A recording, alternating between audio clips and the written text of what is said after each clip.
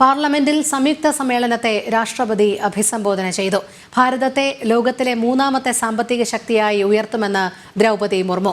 ഇത്തവണ തെരഞ്ഞെടുപ്പിൽ ജമ്മുകശ്മീർ ചരിത്രം സൃഷ്ടിച്ചു.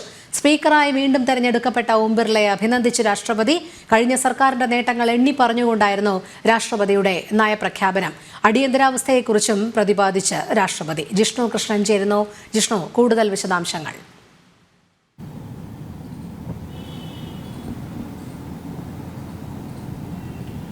രോഹിണി, രാവിലെ 11 മണിയോടുകൂടിയാണ് രാഷ്ട്രപതി ദ്രൗപദി മുർമു പാർലമെന്റിലെത്തിയത്. പാർലമെന്റിന് മുൻപിൽ ലോക്സഭാ സ്പീക്കർ ഓം ബിർള, രാജ്യസഭാ അധ്യക്ഷൻ ജഗ്ദീപ് ധൻഖർ, പ്രധാനമന്ത്രി നരേന്ദ്രമോദി കൂടാതെ പാർലമെന്റ് കാര്യമന്ത്രി കിരൺ റിജിജു തുടങ്ങിയവർ ചേർന്നുകൊണ്ട് ഔപചാരികമായി രാഷ്ട്രപതിയെ സ്വീകരിച്ചു. പിന്നീട് 55 മിനിറ്റോളം നീണ്ടുനിന്ന പ്രസംഗമാണ്, നയപ്രഖ്യാപന പ്രസംഗമാണ് രാഷ്ട്രപതി പാർലമെന്റിന്റെ സംയുക്ത സമ്മേളനത്തിൽ നടത്തിയത്. ആദ്യം പുതുതായി തെരഞ്ഞെടുത്ത അംഗങ്ങൾ കൂടാതെ ലോക്സഭാ സ്പീക്കർ തുടങ്ങിയവർക്ക് ആശംസ അറിയിച്ച രാഷ്ട്രപതി ഇത്തവണത്തെ തെരഞ്ഞെടുപ്പിൽ, ലോക്സഭാ തെരഞ്ഞെടുപ്പിൽ ഉയർന്ന വോട്ടിംഗ് ശതമാനം രേഖപ്പെടുത്തിക്കൊണ്ട് ജമ്മു കശ്മീർ ചരിത്രം സൃഷ്ടിച്ചു. കൂടാതെ തെരഞ്ഞെടുപ്പിന്റെ പ്രക്രിയകളിൽ വനിതാ പങ്കാളിത്തം ഏറെ ശ്രദ്ധേയമായി എന്ന കാര്യവും രാഷ്ട്രപതി എടുത്തു പറയുകയുണ്ടായി.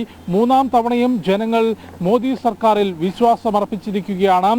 സർക്കാരിന്റെ ജനക്ഷേമ വികസന പദ്ധതികൾ ശക്തമായി തന്നെ മുൻപോട്ട് കൊണ്ടുപോകും. കഴിഞ്ഞ 10 വർഷത്തിനുള്ളിൽ രാജ്യത്തിന്റെ മുക്കിലും മൂലയിലും വരെ, അതായത് വടക്ക് കിഴക്കൻ മേഖലയിൽ പോലും വികസന പദ്ധതികൾ നടപ്പാക്കാനും സമാധാനം ഉറപ്പാക്കാനും ജനങ്ങളുടെ ജീവിത നിലവാരം മെച്ചപ്പെടുത്താനും സർക്കാരിന് സാധിച്ചിട്ടുണ്ട്. അത്തരത്തിലുള്ള പ്രവർത്തനങ്ങൾ കൂടുതൽ കരുത്തോടെ മുൻപോട്ട് പോകും.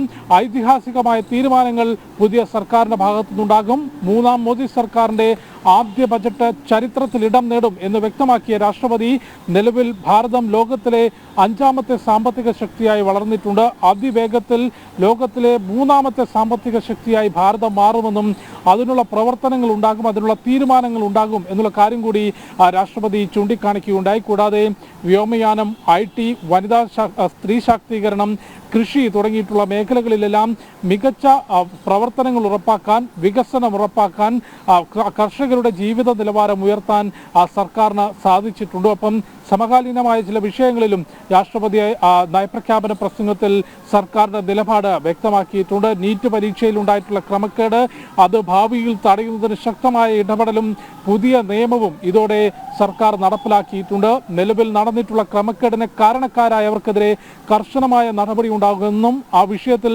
സുതാര്യമായ അന്വേഷണം നടക്കും എന്നുള്ള കാര്യം കൂടിയാണ് രാഷ്ട്രപതി കൂട്ടിച്ചേർത്തിട്ടുള്ളത്. ഒപ്പം അടിയന്തരാവസ്ഥയുമായി ബന്ധപ്പെട്ടും വ്യക്തമായ നിലപാട് രാഷ്ട്രപതി ചൂണ്ടിക്കാട്ടുകയുണ്ടായി. ജനാധിപത്യത്തിന്റെ ഏറ്റവും ഇരുണ്ട കാലമായിരുന്നു അടിയന്തരാവസ്ഥ.